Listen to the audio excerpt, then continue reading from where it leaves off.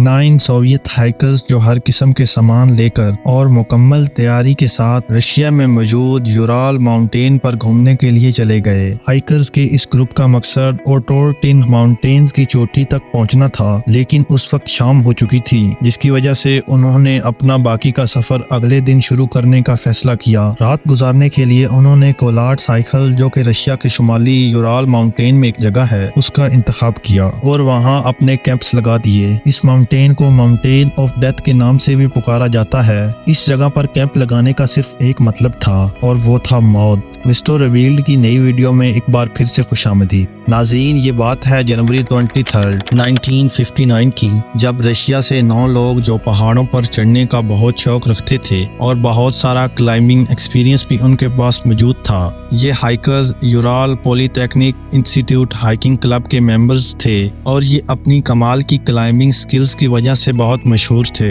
انہوں نے اوٹورٹن ماؤنٹینز کی چڑھائی کرنے کا فیصلہ کیا۔ واضح رہے کہ 9 لوگوں میں سے ایک ہائیکر اس ٹیم کو لیڈ کر رہا تھا، جس کا نام لائگر ڈیولوف تھا۔ لائگر ڈیولوف کو 23 سال کا کلائمبنگ ایکسپیرینس تھا، جس کی وجہ سے ان کو ٹیم کا لیڈر بنایا گیا۔ یہ تمام حالات سے واقف تھے، اس لیے انہوں نے ٹیم کو ہر قسم کا ضروری سامان ساتھ لینے کی ہدایت کی۔ ٹیم کے پاس کھانا، گرم کپڑے، نیویگیشنل ٹول، میڈیسن اور فوٹوگرافی کرنے کے لیے کیمراز بھی موجود تھے۔ سارا کچھ اکٹھا کرنے کے بعد یہ لوگ اپنے سفر پر نکل گئے۔ 25 جنوری کو یہ لیوڈل ٹاؤن پہنچے۔ وہاں انہوں نے ایک دن ریسٹ کیا اور اس جگہ کو ایکسپلور کیا۔ یہ لوگ اپنے سفر کے لیے بہت ایکسائٹڈ تھے اور جلدی سے پہاڑ پر چڑھنا چاہتے تھے۔ ٹیم لیڈر راستے میں ان کو ہر ڈیٹیلز دیتا رہا اور ان کو گائیڈ کرتا رہا، کیونکہ لائگر ڈیولوف کے پاس بہت زیادہ ایکسپیرینس تھا اور وہ پہلے بہت ساری ٹیمز کو لیڈ کر کے سکسیسفلی ماؤنٹین ٹاپ تک پہنچا چکا تھا۔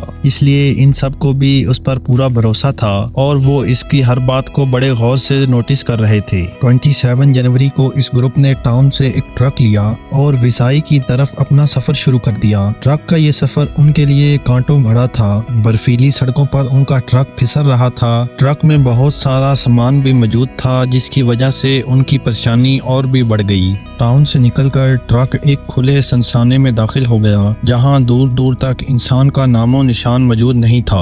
اگر ٹرک پھسل جاتا تو ان کو وہاں مدد ملنا لگ بھگ ناممکن تھا۔ شدید ٹھنڈ نے ان کی پریشانی کو اور بھی بڑھا دیا۔ ٹھنڈی ہوا ان کے پھیپھڑوں میں جا رہی تھی اور ان کا سانس لینا بھی مشکل ہو رہا تھا۔ یہاں کی ٹھنڈ دیکھ کر وہ اتنا ضرور سمجھ چکے تھے کہ ان کے ساتھ آگے کیا ہونے والا ہے۔ جیسے کیسے آخر کار وہ ویزائی پہنچ گئے۔ وہاں موجود لوگوں نے ان کا اچھے سے استقبال کیا، یعنی وہ آخری جگہ تھی جہاں سے انہوں نے اپنا اصلی سفر شروع کرنا تھا۔ وہ اچھی طرح موسم کی شدت کو سمجھ چکے تھے، اس لیے انہوں نے وہ رات ویزائی میں گزارنے کا فیصلہ کیا، کیونکہ اس وقت آگے جانے کا مطلب صرف موت تھا۔ ان کا جسم پوری طرح ٹھنڈا پڑ چکا تھا اور انرجی بالکل ختم ہو چکی تھی، اس لیے رات وہاں گزارنے میں ان کی بھلائی تھی۔ ویزائی کے لوگوں نے ان کی بہت مدد کی اور ان کے کھانے اور رہنے کے لیے جگہ بھی دی۔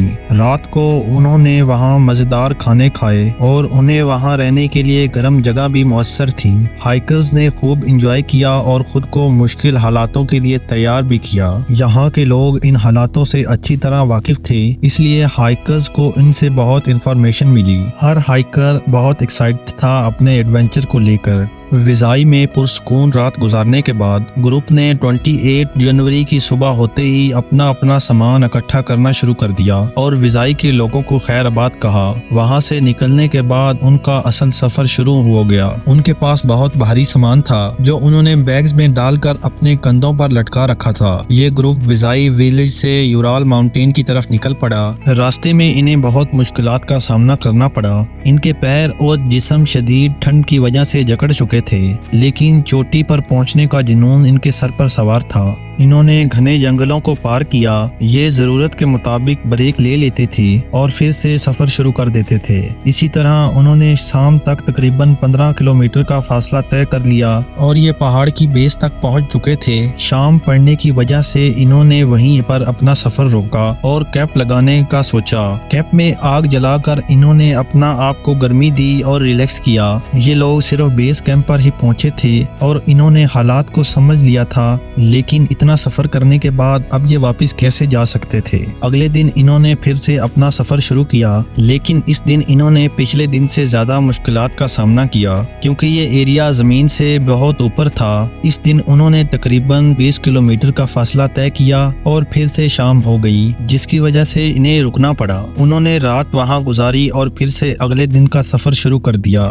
ये दिन पिछले दिन से भी ज्यादा मुश्किल भरा था, लेकिन हिम्मत और हौसले के साथ उन्होंने तकरीबन 25 किलोमीटर का फासला तय किया, जो कि पहाड़ पर बहुत ज्यादा होता है। ये उनके लिए बहुत बड़ी कामयाबी थी और सब इस बात से बहुत खुश थे।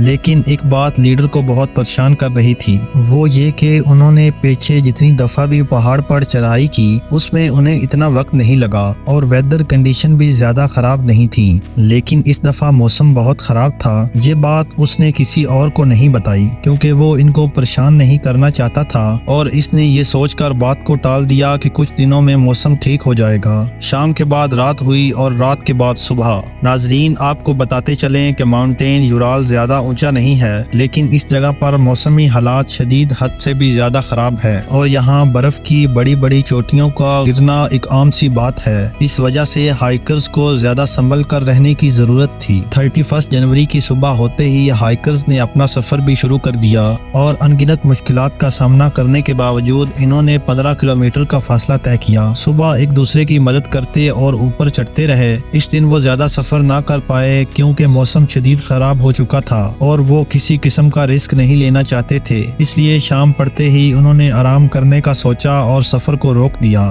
फिर से उन्होंने अपने आप को गर्म किया और अगले सफर के लिए तैयार होने लगे। रात गुजर गई और सुबह हो गई। ये 1 फरवरी 1959 की सुबह थी। कोई नहीं जानता था कि आज उनके साथ क्या होने वाला था। आज के दिन बहुत ज्यादा मुश्किलात होने वाली थी। टीम ने ब्रेकफास्ट किया और अपना सफर शुरू कर दिया। इस दिन उन्होंने बहुत मुश्किलात का सामना किया। मौसम और भी बिगड़ता जा रहा था। कुछ लोग बीमार पड़ गए थे और कुछ पूरी तरह हिम्मत हार चुके थे। तकरीबन दोपहर के वक्त उन्होंने ब्रेक लेने का फैसला किया, जिससे उनकी हिम्मत वापस आ गई। बीमार हाइकर्स का इलाज करके उन्हें मेडिसिन दी गईं। इस वक्त तक वो 6 किलोमीटर कवर कर चुके थे। तकरीबन घंटे का ब्रेक लेने के बाद उन्होंने अपना सफर फिर से शुरू कर दिया। ठंडी हवा और ऑक्सीजन की कमी की वजह से उनका बुरा हाल हो चुका था। आखिरकार कुछ घंटों की कोशिश करने के बाद वो कुलाल साइकिल तक पहुंच चुके। शाम पड़ने की वजह से उन्होंने अपना बाकी का सफर कल करने का फैसला किया और आराम करने का सोचा। ये बहुत करीब थे, लेकिन हालात खराब होने की वजह से उन्हें रुकना पड़ा। टीम ने वहां पर अपना कैंप लगाया और रात का खाना खाने की तैयारी करने लगे। इसी दौरान उन्होंने अपने आप को गर्म किया और थोड़ा रिलैक्स किया। खाना खाने के बाद वो लोग मौसम की शिद्दत पर बात कर रहे थे, लेकिन ज्यादातर का कहना था कि अब हम पीछे नहीं हट सकते, अब हम यूराल माउंटेन की चोटी तक पहुँच कर ही रहेंगे। बहुत देर तक बातें करने के बाद वो लोग सोने की तैयारी करने लगे। वो कभी सोच भी नहीं सकते थे कि ये रात उनकी आखिरी रात होगी। टीम के लीडर को भी खतरे का इल्म न था और वो भी चैन की नींद सोना चाहता था। वो रात जब हाइकर्स चोटी तक पहुंचने के ख्वाब देख रहे थे, हर तरफ सन्नाटा था और सिर्फ तेज ठंडी हवा की आवाज आ रही थी। अचानक एक खौफनाक आफत ने उनके सुकून में दखल अंदाजी की। मौसम बहुत ज्यादा खराब हो चुका था। ये नज़ारा उनके लिए बेहद खौफनाक रहा होगा। इस सिचुएशन को देखकर हाइकर घबरा गए और कैंप से बाहर निकल आए। रात का वक्त था, जिसकी वजह से रोशनी बहुत कम थी। हाइकर्स को कुछ नजर न आया। वो अपनी जान बचाने के लिए भागने लगे। तेज हवा अब तूफान की शक्ल इख्तियार करती जा रही थी। दोस्तों, ये मंजर आप इमेजिन कर सकते हैं कि उनका क्या हाल होगा। तूफान ने इनके कैंप को पूरी तरह तबाह कर दिया और अब उनके लिए रुकने का कोई सबब बाकी न रहा। रात ढलती गई और 2 फरवरी की सुबह आन पहुंची। हाइकर्स फ्रेंड और फैमिली को बताकर आ रहे थे कि वो 12 फरवरी तक वापस आ जाएंगे, लेकिन जब वो नहीं पहुंचे तो उनकी फैमिलीज और फ्रेंड बेहद परेशान हो चुके थे। उनका हाइकर्स से कांटेक्ट भी नहीं हो रहा था, जिसकी वजह से उनकी परेशानी और भी बढ़ गई। आखिरकार उन्होंने अथॉरिटीज से रेस्क्यू मिशन की रिक्वेस्ट की और 20 फरवरी को ऑफिशियली रेस्क्यू मिशन स्टार्ट किया गया। ये रेस्क्यू टीम हाइकर्स को ट्रेस करती रही, लेकिन शदीद मौसमी हालात की वजह से उनको पीछे हटना पड़ा। आखिरकार 6 दिन बाद उनकी मेहनत कामयाब हुई और 26 फरवरी को रेस्क्यू टीम ने हाइकर्स के कैंप ढूंढ लिए। इस कैंप की हालत देखकर रेस्क्यू टीम को भी परेशानी हुई। उसी दिन रेस्क्यू टीम ने 2 हाइकर्स की डेड बॉडीज भी ढूंढ निकाली। डेड बॉडीज की हालत बहुत खराब हो चुकी थी और ये खबर मिलने के बाद शहर में आग की तरह फैल गई। इन बॉडीज को कैंप से 1.5 किलोमीटर दूर ट्री लाइन के पास पाया गया था। इससे ये बात वाज़ेह हो गई कि हाइकर्स कैंप से जान बचाकर भाग रहे थे।